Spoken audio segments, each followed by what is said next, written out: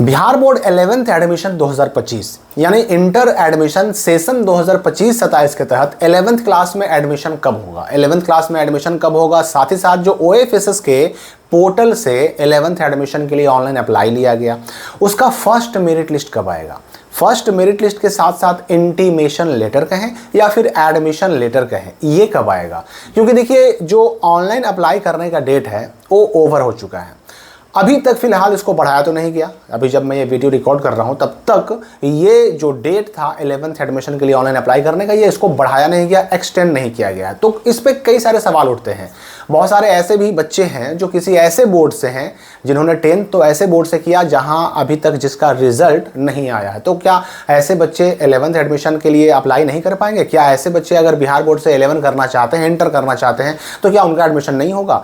ये सारी बातें, और साथ ही साथ जो ये फर्स्ट मेरिट लिस्ट आने वाला है, इसके आने के बाद हमें क्या क्या डॉक्यूमेंट लगाने पड़ेंगे, किस किस चीज़ की ज़रूरत पड़ेगी, ये सारी बातें हम करने वाले हैं इस वीडियो में। देखिए 11th एडमिशन के लिए जो प्रक्रिया है अभी तक की, उसके बारे में मैं आपको स्पष्ट बता दूं कि इसमें देखिए सबसे पहले आता है फर्स्ट मेरिट लिस्ट, और इस मेरिट लिस्ट को जारी करने के साथ ही जारी होता है इंटीमेशन लेटर। इंटीमेशन लेटर को ही हम एडमिशन लेटर भी कह सकते हैं, स्कूल अलॉटमेंट लेटर भी कह सकते हैं। इसी में क्या होता है ना कि किस बच्चे को कौन सा स्कूल मिला, कौन सा स्ट्रीम मिला, कहाँ जाके उसे एडमिशन कराना होगा, ये सारी बातें उसमें इंटीमेशन लेटर में छपी होती हैं। बच्चे का नाम भी होता है, उसका फोटो भी छपा होता है।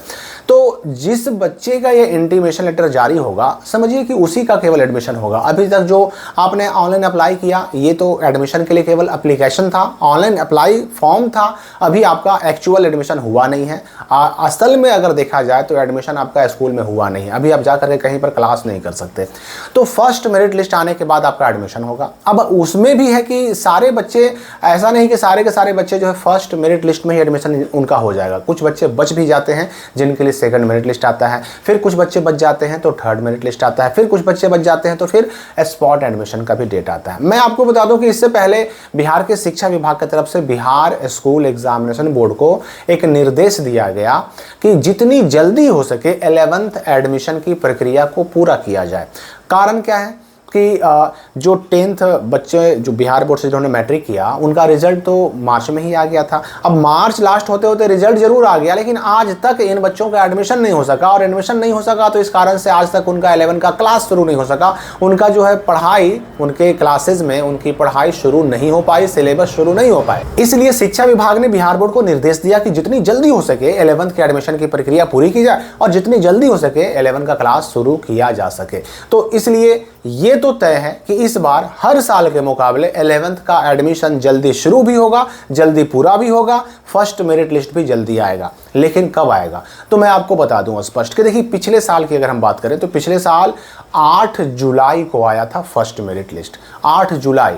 अब सोचिएगा कि क्या इस वर्ष भी क्या जुलाई महीना पहुंच जाएगा? तो नहीं, ऐसा बिल्कुल नहीं है। इस बार जुलाई क्या, जून भी नहीं बल्कि मई में ही आपके मेरिट लिस्ट के आने के बहुत ज़्यादा चांसेस हैं। अब ये जुलाई पिछले साल हुआ भी ना, तो उसके पीछे कारण था। उसके पीछे कारण ये था कि पिछले साल पहले तो बच्चों से ऑनलाइन फॉर्म भरवाया गया, उसके बाद बीच में आदेश आया कि नहीं, जिस बच्चे ने जहाँ से मैट्रिक पास किया, 10th पास किया, उसका एडमिशन उसी स्कूल में होगा।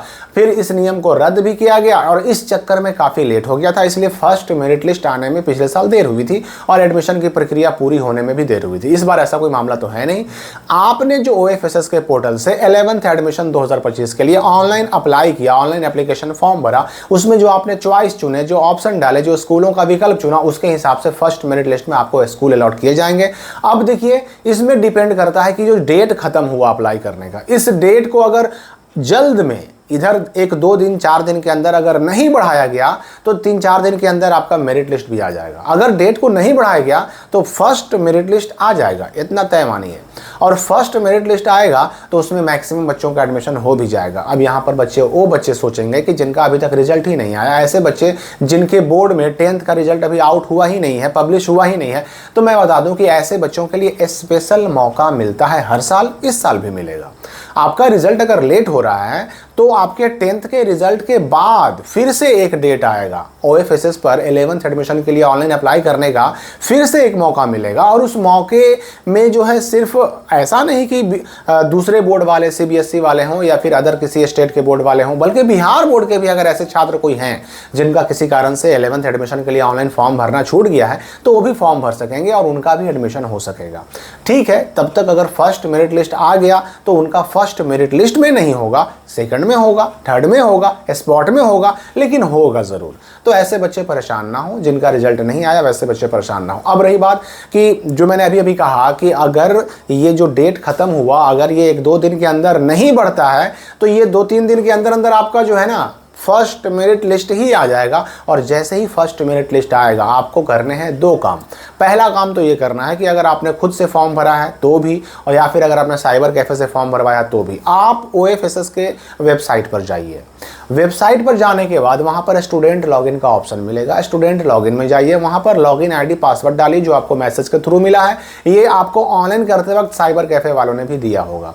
उस login ID password, user ID और पासवर्ड का इस्तेमाल करते हुए जब आप लॉगिन करेंगे तो अगर आपका सिलेक्शन यानी एडमिशन के लिए आपका अगर सिलेक्शन हुआ होगा, आपका नाम मेरिट लिस्ट में आया होगा, तो आपको अपने प्रोफाइल में लॉगिन करने के बाद एक ऑप्शन मिलेगा डाउनलोड इंटीमेशन लेटर। और ये डाउनलोड इंटीमेशन लेटर का ऑप्शन मिलने पर आप उस पर क्लिक करके इंटीमेशन लेटर डाउनलोड कर सकेंगे। और इस इंटीमेशन लेटर में ही आपको दिखाई पड़ेगा कि आपको कौन सा स्कूल मिला। अब इस इंटीमेशन लेटर का प्रिंट निकाल लीजिए और इसके प्रिंट आउट के साथ मैट्रिक का इंटरनेट वाला मार्कशीट, इसके अलावा TC अगर मांगा गया तो, जहां आपका स्कूल अलॉट हुआ अगर वो TC मांगता है तो TC, इसके अलावा आधार और पासबुक का फोटोकॉपी, ये सारी चीजें लगा करके आपको ले जानी होगी उस स्कूल में जो आपको अलॉट हुआ, जहां पर आपको जाके एडमिशन कराना है 11th क्लास में।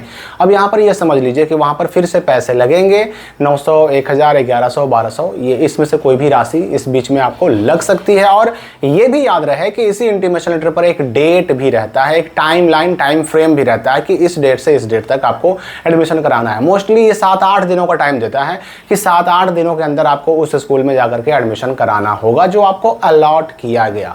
तो देखिए, पिछले साल भले ही लेट हुआ लेकिन इस बार लेट होने के चांसेस बहुत कम है। 11th का मेरिट लिस्ट, वो भी फर्स्ट मेरिट लिस्ट बहुत जल्द आने जा रहा है और इसकी यूं समझिए कि काउंटडाउन, उल्टी गिनती शुरू है, कभी भी जारी हो सकता है। अगर डेट ना बढ़ा तो कभी भी, और अगर डेट बढ़ा तो फिर उस डेट के खत्म होने के बाद। लेकिन ये तो तय है कि मई में कभी भी ये जारी हो सकता है। जैसे इस बारे में नए कोई अपडेट आएंगे मैं आपको फिर से सूचना दूंगा। इस वीडियो के लिए फिलहाल इतना ही।